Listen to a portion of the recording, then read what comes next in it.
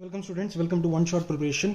और आज हम स्टार्ट करने वाले हैं one shot preparation of chapter number 1 यानी कि इलेक्ट्रोस्टैट्स। इस सारे नोट्स जितने भी मैं आपसे आज शेयर करूंगा, आप डिस्क्रिप्शन बॉक्स में उनका लिंक मैंने दिया हुआ है, आप वहाँ पे जाइए और उसको डाउनलोड भी कर सकते हैं। So let's study. तो सबसे पहले है हमारे पास चैप्टर 1 में ये इंट्रोडक्शन, जिसमें आपको एक बेसिक आइडिया मिलेगा about the Inception of electrostatics. Electrostatics होता क्या है यार? देखो, ये होता है स्टडी ऑफ चार्ज। जब चार्ज अपना रेस्ट में होता है, जैसे एग्जांपल के लिए मान लो ये एक चार्ज है, अब ये अभी रेस्ट में है, तो भाई रेस्ट में ये चार्ज का क्या बिहेवियर होगा, इसका सारा बिहेवियर, इसके सारे के सारे जो भी कैरेक्टरिस्टिक्स हैं, हम उसको समझने के लिए हम ये चैप्टर पढ़ते हैं जिसका नाम है इलेक्ट्रोस्टैटिक्स। ठीक है, तो थोड़ा आगे बढ़ते हैं। और मैं ये सारी जो चीज़ें मैंने दे रखी है, ये आपके लिए एक हिस्ट्री का भी काम करेगा। आप देख सकते हो इसमें कि कैसे कैसे चीज़ें डेवलप हुई और आई, लेकिन क्योंकि वन शॉट प्रिपरेशन है तो इसमें मैं इसको स्किप कर रहा हूँ, थोड़ा आगे जा रहा हूँ। अब आ जाओ थोड़ा प्री रिक्वायर्ड नॉलेज जो आपको चाहिए होती है। देखो भाई, इस पूरी फिजिक्स में जो हम देख रहे हैं वो क्या देख रहे हैं? हम समझ रहे हैं चार्ज को। अब ये चार्ज बेसिकली आया कैसे, इसको देखो। जैसे मान लो मेरे पास जैसे ये पेपर है, ठीक है। जैसे मैं इस पेपर का एग्जांपल, पेपर का टुकड़ा है, जैसे मैं आपको इसमें दिखाऊं एग्जांपल के लिए, ये रहा पेपर। अब मैं इस पेपर को फाड़ दूं, अब मैं इसको, मेरे को इसको पीसेस करना है, कितना, इतना छोटा पीस कि मैं सबसे आखिरी पे पहुंच जाऊं।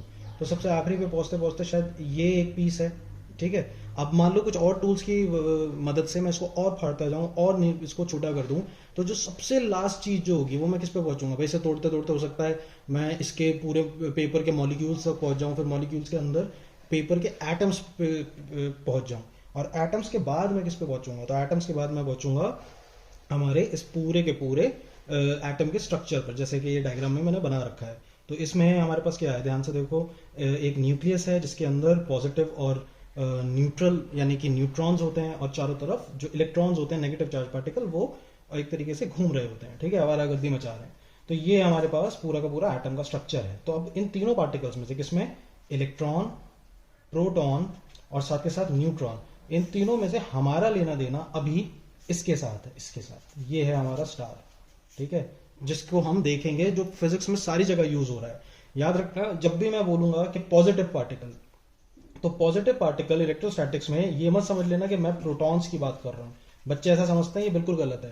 पॉजिटिव पार्टिकल का मतलब है नेगेटिव पार्टिकल की डेफिशिएंसी, ठीक है ना। जैसे मान लो तुम आगे जाके इंजीनियरिंग करोगे, इंजीनियरिंग में मान लो तुमने मैकेनिकल ले ली, तो तुम्हारी ब्रांच में मैं ये या तो ये बोल सकता हूं कि लड़के बहुत ज्यादा है, या मैं बोल सकता हूं डेफिशिएंसी ऑफ गर्ल स्टूडेंट्स। तो वो डेफिशिएंसी को ऑफ गर्ल स्टूडेंट्स को हम एक तरीके से इस ये जो मैं उदाहरण दे रहा हूं उसमें हम प्रोटॉन्स बोल लेते हैं, ठीक है ना, लेकिन पॉजिटिव पार्टिकल बोल लेते हैं, सॉरी। लेकिन इसका मतलब ये मत समझना कि प्रोटॉन्स की बात हो रही है। जैसे एग्जांपल, बैटरी का जो टर्मिनल होता है ना, इसको बोलते हैं हायर पोटेंशियल, इसको बोलते हैं लोअर पोटेंशियल।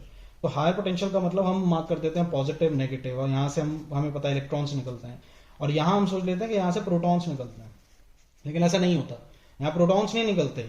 इसका मतलब ये है कि यहाँ इलेक्ट्रॉन्स बहुत ज्यादा हैं, यहाँ इलेक्ट्रॉन्स बहुत ज्यादा है, और यहाँ इलेक्ट्रॉन्स की डेफिशिएंसी है, इसलिए इसको पॉजिटिव मार्क कर देते हैं, क्योंकि यहाँ नेगेटिव नहीं है, ठीक है ना। तो ये चीज याद रखना, ये एक बेस है जो तुम्हें पता होना चाहिए, ठीक है। आगे बढ़ते हैं। तो ये थोड़ा सा डेटा है, जैसे इलेक्ट्रॉन पे कितना, इलेक्ट्रॉन पे मास कितना है, प्रोटॉन पे कितना है, न्यूट्रॉन पे कितना है, और चार्ज तो आपको पता ही है 1.6 इंटू 10⁻⁻19 कूलम। तो ये चीज आपको यहाँ से लेनी है। आगे आते हैं, आगे बढ़ते हैं। ये कुछ डेटा और दे रखा है कि फोर्स कितनी है इनके बीच में, ग्रेविटेशनल फोर्स कितनी होती है दो इलेक्ट्रॉन्स के बीच में। तो ये डेटा है, ये आप स्टडी कर सकते हो, देख सकते हो, ठीक है। अब आ जाओ चार्ज। बेसिकली चार्ज है क्या? चार्ज होता है भाई, ये एक इंट्रिंसिक प्रॉपर्टी होती है, ठीक है। एक प्रॉपर्टी होती है किसकी? किसी भी मास की या किसी भी मैटर की, जिसकी वजह से इलेक्ट्रिकल फोर्स एग्जिस्ट करती है। जैसे कि इसका मतलब, इंट्रिंसिक का मतलब क्या है? इंट्रिंसिक का मतलब है यार सबसे छोटी, सबसे छोटी समझ रहे हो ना, सबसे बेसिक प्रॉपर्टी। तो ये सबसे एक फंडामेंटल प्रॉपर्टी होती है किसी भी मैटर की। भाई मैटर क्यों बोल रहा हूं? क्योंकि मैटर है तो वो मास से ही बना है ना। अब अगर मास से बना है तो उसके अंदर खोलते जाओ, जाते जाओ, तो उसमें आप एटम ही पे ही पहुंच जाओगे। और एटम के अंदर कौन विराजमान है? एटम के अंदर विराजमान है चार्ज, ठीक है ना। तो इसीलिए चार्ज को किसी भी मैटर की सबसे बेसिक फंडामेंटल, सबसे बेसिक प्रॉपर्टी कहा गया है, ठीक है ना। और इसका रिप्रेजेंट कैसे होता है देख लो, कैपिटल क्यू या स्मॉल क्यू से कर सकते हो, यूनिट इसकी कूलम है और ये हमेशा मास के साथ आता है। अब भाई चार्ज है तो मास तो होगा, इससे पहले हमने देखा है ना, एक इलेक्ट्रॉन पे कितना मास है, देखो 9.1 इंटू 10⁻⁻31 किलो। तो सबसे छोटा मास, सबसे कम मास इलेक्ट्रॉन पे ही होता है, ठीक है ना। बाकी प्रोटॉन और न्यूट्रॉन पे लगभग लगभग बराबर ही मास आपको देखने को मिलेगा। आगे आ जाओ तो चार्ज का ये देख सकते हो। अब 1 कूलम ऑफ चार्ज क्या है यार, ये तो बड़ा बेसिक सी चीज है जो आपने 10वीं में पढ़ा था। भाई देखो करंट का फॉर्मूला क्या होता है, Q/T। अब देखो 1 1 बनाना है, I को 1 करना है और T को भी अगर मैं 1 सेकंड मतलब 1 एम्पियर को अगर मैं 1 सेकंड से मल्टीप्लाई कर दूं तो 1 कूलम आ जाएगा। तो व्हाट इज 1 कूलम, तो it is the charge flowing through a wire in 1 second, जिसकी वजह से जो करंट बनेगा वो 1 एम्पियर बनेगा। समझ गए। तो 1 कूलम क्या है, 1 कूलम वो चार्ज है जो अगर 1 सेकंड में बहेगा तो उसकी वजह से जो करंट बनेगा वो 1 एम्पियर बन जाएगा। ठीक है, आई होप ये क्लियर होगा आप सबको। ठीक है, आगे बढ़ते हैं। Property of charge. भाई प्रॉपर्टी ऑफ चार्ज, चार्ज की मोटा मोटा भाई देखो 3 प्रॉपर्टी है। पहला ध्यान से देखो, the charge of an isolated system is conserved. इसका मतलब क्या है, इसका मतलब यह है भाई कि कोई भी आइसोलेटेड आपके सामने सिस्टम है, जैसे कि एग्जांपल मान लो ये एक सिस्टम है, ठीक है, तो ये आराम से बैठा हुआ, मतलब ये मान लो जैसे ये फट्टा है मेरे पास, ठीक है, तो अब इस फट्टे पे मेरा हाथ भी लग रहा है, कुछ भी लग रहा है, तो इस पर कुछ भी चार्ज आया होगा, ठीक है। तो एग्जांपल के लिए चार्ज मान लो जैसे इसमें दे रखा है, मान लो 10 कूलम का चार्ज आया, फिर -2 का आया, फिर +8 कूलम का ये चार्ज आया। तो उसके बाद मान लो जब मेरी ये क्लास खत्म होगी ना और उसमें मेरे जितने भी हाथ लगेंगे और ये अगर एक आइसोलेटेड सिस्टम मान लो, तो इसमें टोटल चार्ज हमेशा कंजर्व ही रहेगा। मतलब जैसे अभी टोटल चार्ज यहाँ कितना है, देखो ये 10 कूलम है, ठीक है, और ये 8 कूलम है, तो 10 8 18, 18 में से 2 गया, बचा 14, तो 14 कूलम आ गया, ठीक है ना। 10 18 सॉरी 16 कूलम आ गया, तो ये 16 कूलम आ गया। तो अब अगर इस सिस्टम में फाइनलाइज, ये तो इनिशियल था, फाइनल में भी इसमें 16 कूलम का ही चार्ज रहेगा। तो इसमें तुमसे ऐसे सवाल पूछ रहे थे, मान लो एक चार्ज है -3 कूलम का, एक है +12 कूलम का, तो तीसरा वाला बताओ भाई ये कितने का होगा। तो बेसिक प्लस माइनस है, 12 में से 3 गया, बचा कितना 9। अब 9 में कितना ऐड करूं जो 16 हो जाए, सिंपल सी बात है 7 ऐड कर दो, ठीक है ना। तो 9 में 7 ऐड कर दो तो ये 16 कूलम हो जाएगा। तो ये प्रॉपर्टी का मतलब यही है कि जो टोटल चार्ज है ना एक आइसोलेटेड सिस्टम का, वो हमेशा कंजर्व होता है।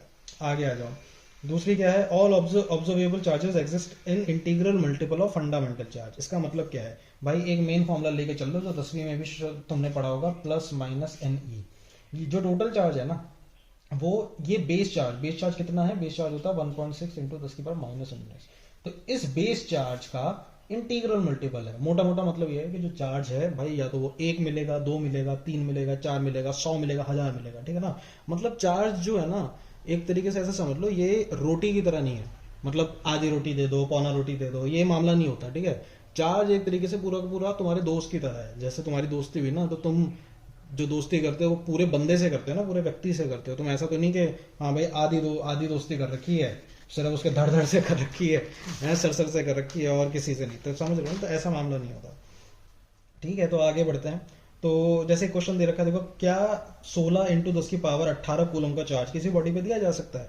तो भाई इसमें हमने यही फॉर्मूला लगा दिया, क्यू क्या है, कैपिटल क्यू ये है टोटल चार्ज, तो क्यू की वैल्यू हो गई 16 इंटू 10⁻18।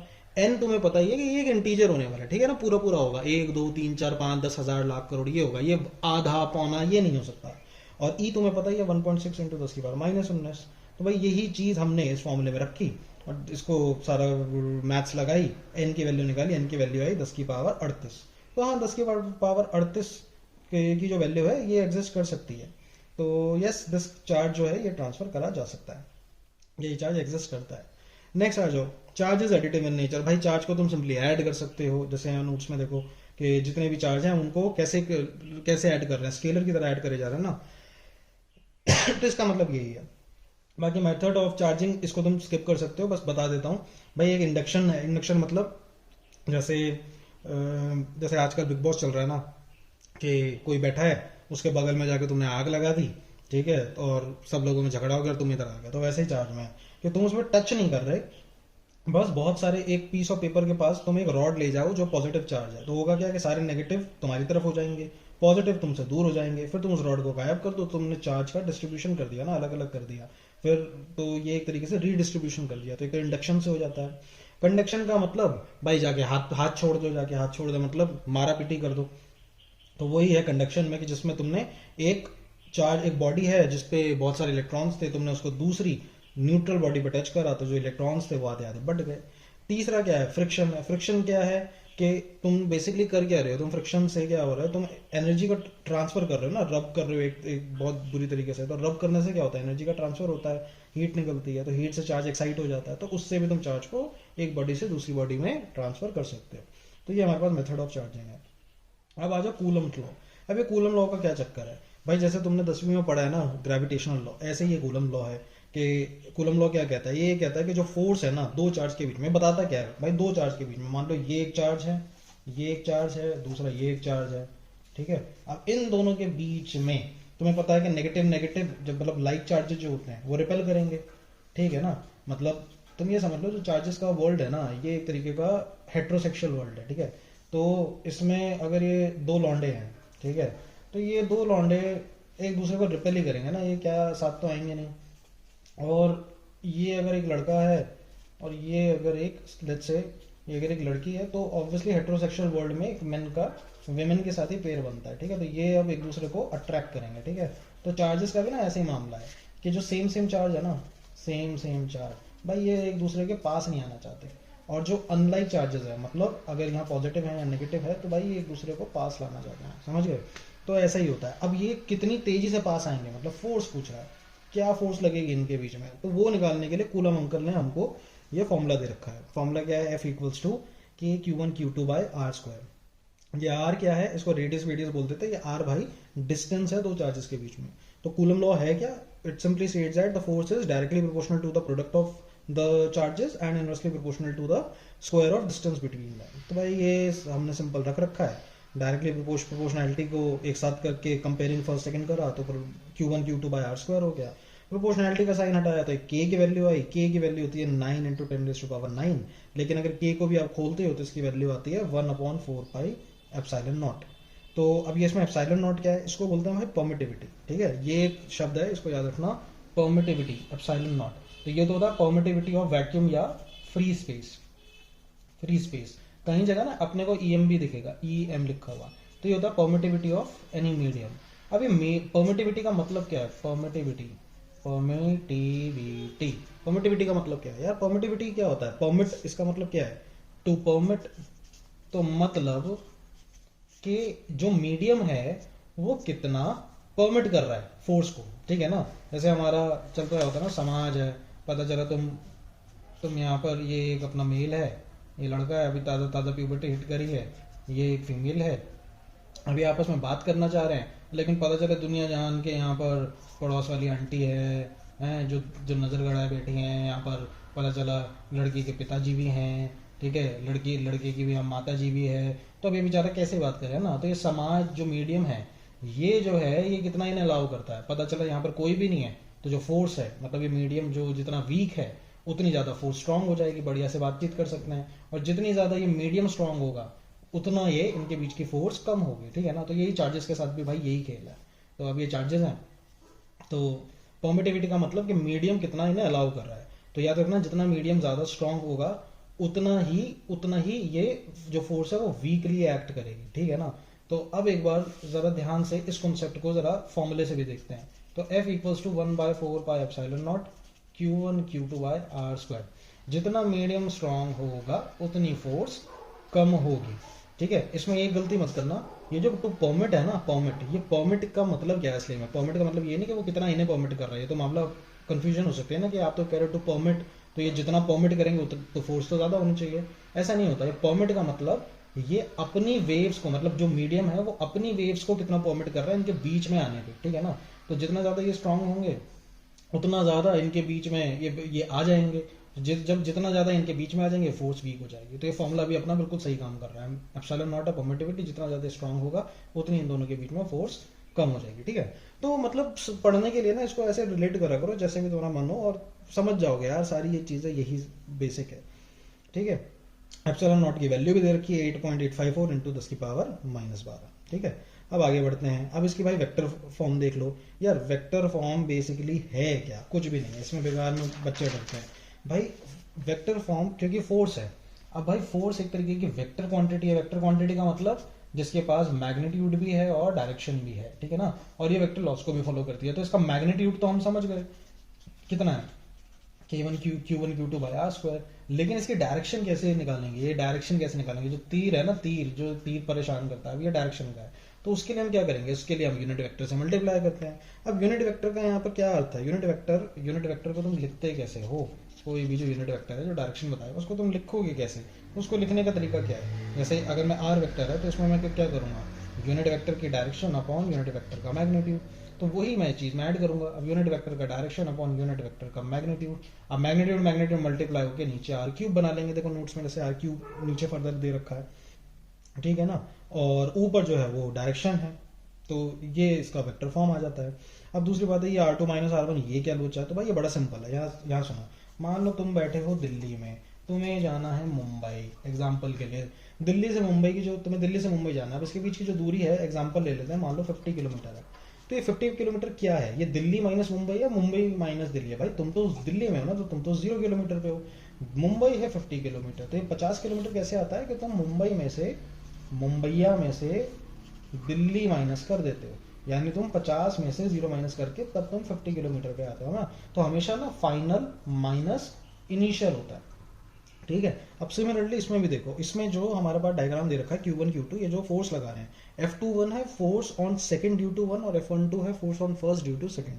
अब भाई ये आया कैसे, ये F12 का मतलब क्या है, जैसे हम निकाल रहे हैं F21 मतलब फोर्स जो दूसरे पे लग रही है पहले के द्वारा, तो भाई फोर्स कहां से लगने स्टार्ट हुई, भाई 1 लगा रहा है 2 पे, तो इनिशियल पॉइंट है 1 और फाइनल पॉइंट है 2, तो इसको हम कैसे बोलेंगे, F2, यानी जो R2 है उसमें से R1 माइनस करेंगे, क्योंकि फाइनल तो फोर्स कहाँ लग रही है, Q2 पे लग रही है ना, तो इसके लिए हम R2 माइनस R1 कर देंगे, ठीक है। अब ये R2 R1 क्या है, ये बस ये समझ लो कि सेम डिस्टेंस है, बस उसको एक कह रहा है Q2 के लिए मान लो वो R2 है और Q1 के लिए वो R1 है, इसको ऐसे समझ लो, ठीक है। तो इसलिए R2 माइनस R1। जैसे सिमिलरली अगर मैं 1 पे फोर्स निकालना चाहूंगा सेकंड के द्वारा, तो उसके लिए मैं क्या करूंगा, फोर्स लग रही है सेकंड से 1 पे, तो जब सेकंड से 1 पे लग रही है तो भाई ये क्या हो जाएगा, ये हो जाएगा F1 मतलब R1 माइनस R2, ठीक है। तो ऐसे इसको हम चलाते हैं, ठीक है। आई होप ये चीज क्लियर हो तुम्हें, ठीक।